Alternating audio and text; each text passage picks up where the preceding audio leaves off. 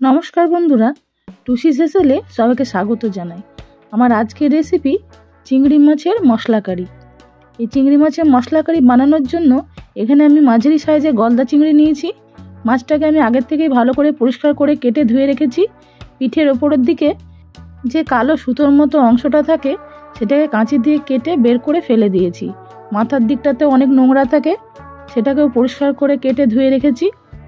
আপনারা মাছটাকে এরকমভাবে ভালো করে পরিষ্কার করে নেবেন। আমি মাছে লবণ, হলুদ আর লঙ্কা গুঁড়ো ভালো করে মাখিয়ে নিয়ে মাছটাকে 10 মিনিটের জন্য ঢাকা দিয়ে রেখে দিচ্ছি। এবার গ্যাস ওভেনে একটা ফ্রাইং প্যান বসিয়ে দিয়ে আমি কিছু মশলা নিয়েছি, সেগুলো একটু ড্রাই রোস্ট করে নিচ্ছি। একটা বড় এলাচ, দুটো ছোট এলাচ নিয়েছি, 2 টুকরো দারচিনি, একটু শামরিচ, গোলমরিচ আর নিয়েছি জায়ফলের একটা জায়ফলকে ভেঙে একটা সামান্য একটু টুকরো নিয়েছি। 1/2 চামচ লাল সর্ষে, 1/2 চামচ সাদা সর্ষে আর 1 চামচ পোস্ত। এই সবগুলোকে মিশিয়ে আমি একসাথে একটু ড্রাই রোস্ট করে তুলে নেব। মশলাটা আমার সুন্দর ভেজে নেওয়া হয়েছে। এবার এটাকে তুলে নিয়ে আমি ওই ফ্রাইং প্যানেই পরিমাণ মতো তেল দিয়ে দিলাম। এখানে আমি সর্ষের তেল ব্যবহার করছি, আপনারাও সর্ষের তেলেই রেসিপিটা করবেন। চিংড়ি মাছগুলো দিয়ে প্রায় 1 মিনিট এপিটুপিট করে একটু ভেজে নিয়ে যখনই দেখলাম লালচে রং ধরেছে, মাছগুলোকে আমি তুলে নিচ্ছি। আপনারাও এরমভাবেই চিংড়ি মাছ ভেজে তুলে নেবেন। বেশিক্ষণ ভাজার কোনো প্রয়োজন নেই, কারণ চিংড়ি মাছ বেশিক্ষণ ভাজলে তার টেস্টটা নষ্ট হয়ে যায়। এবার ওই তেলেই তেজপাতা, একটা শুকনো লঙ্কা আর একটু জিরে ফোড়ন দিয়ে দিলাম। এবার একটা বড় সাইজের পেঁয়াজ কুচি করে রেখেছিলাম, সেটাকে একটু দিয়ে ভালো করে ভেজে নিচ্ছি। পেঁয়াজের রং যখন একটু বাদামি কালারের হয়ে যাবে, ঠিক সেই সময় আমি 2 চামচ আদা, রসুন আর কাঁচা লঙ্কা বাটা দিয়ে দিলাম। এভাবে মশলাটাকে কিছুক্ষণ ভেজে নিয়ে দিলাম এর মধ্যে একটা টমেটো পেস্ট,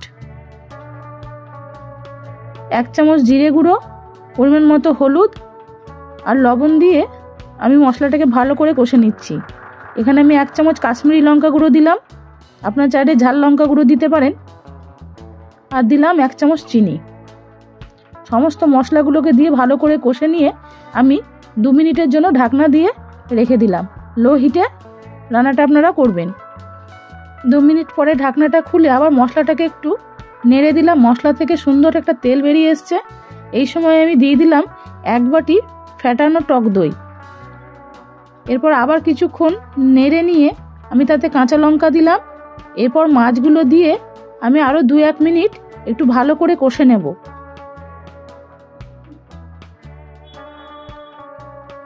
2-1 মিনিট কষে নেওয়ার পরে আমি মাছের মধ্যে একটু গরম জল ব্যবহার করছি। যে বাটিটাতে মাছ ভাজা রেখেছিলাম সেই বাটিটা ধুয়ে জল দিয়ে দিলাম। আপনারাও এই রেসিপিতে গরম জল ব্যবহার করবেন।